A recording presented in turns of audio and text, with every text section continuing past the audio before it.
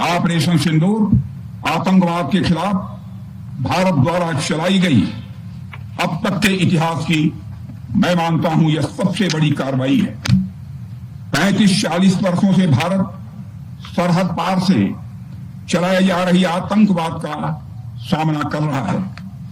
आज भारत ने पूरी दुनिया को यह साफ कर दिया है, यह स्पष्ट कर दिया है कि आतंकवाद के खिलाफ हम किसी भी हद तक जा सकते हैं। साथियों, आतंकवादियों ने पहलगाम में आतंकवादी घटना को अंजाम देकर भारत के मस्तक पर चोट पहुंचाने की कोशिश की है। भारत की सामाजिक एकता को तोड़ने का भी प्रयास किया गया है।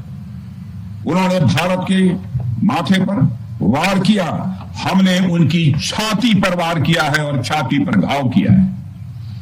पाकिस्तान के जख्मों का इलाज इसी बात में है कि वह भारत विरोधी और आतंकवादी संगठनों को पनाह देना बंद करे और अपनी जमीन का इस्तेमाल भारत के खिलाफ किसी भी सूरत में न होने दे। साथियों, आपको याद होगा कि लगभग 31 साल पहले स्वर्गीय अटल बिहारी वाजपेयी जी के सामने इसी पाकिस्तान ने इस्लामाबाद में डिक्लेरेशन किया था कि अब उनकी धरती से आतंकवाद एक्सपोर्ट नहीं किया जाएगा। मगर पाकिस्तान ने भारत को धोखा दिया है, पाकिस्तान ने भारत को छला है और आज भी वह धोखा दे रहा है।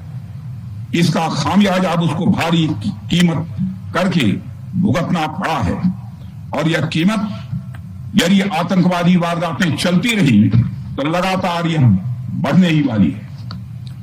हमारे प्रधानमंत्री नरेंद्र मोदी जी ने दो टूक शब्दों में आतंकवाद के खिलाफ भारत की नीति को रीडिफाइन कर दिया है, इसे परिभाषित कर दिया है, जो यह कहती है कि हिंदुस्तान की सरजमी पर किया गया कोई भी आतंकी हमला एक एक्ट ऑफ वार माना जाएगा। दोनों देशों में जो अंडरस्टैंडिंग बनी है फिलहाल वह इसी बात को लेकर है कि सरहद पार से कोई बेजा हरकत अब नहीं की जाएगी। अगर की गई तो बात निकलेगी तो बहुत दूर तक जाएगी।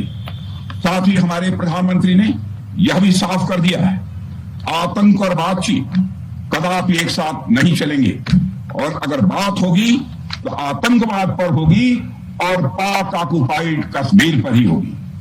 साथियों, ऑपरेशन सिंदूर की कामयाबी ने पाकिस्तान में छिपे आतंकी संगठनों और उनके आकाओं को भी यह साफ बता दिया है कि वे कहीं भी अपने आप को महफूज और सुरक्षित न समझें। अब वे हमारे बहादुर भारतीय सेनाओं के निशाने पर हैं।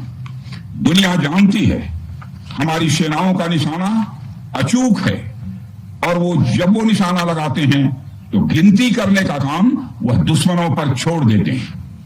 साथियों, आज आतंकवाद के खिलाफ भारत की प्रतिज्ञा कितनी कठोर है इसका पता इसी बात से चलता है कि हमने उनके न्यूक्लियर ब्लैकमेल की भी परवाह नहीं की।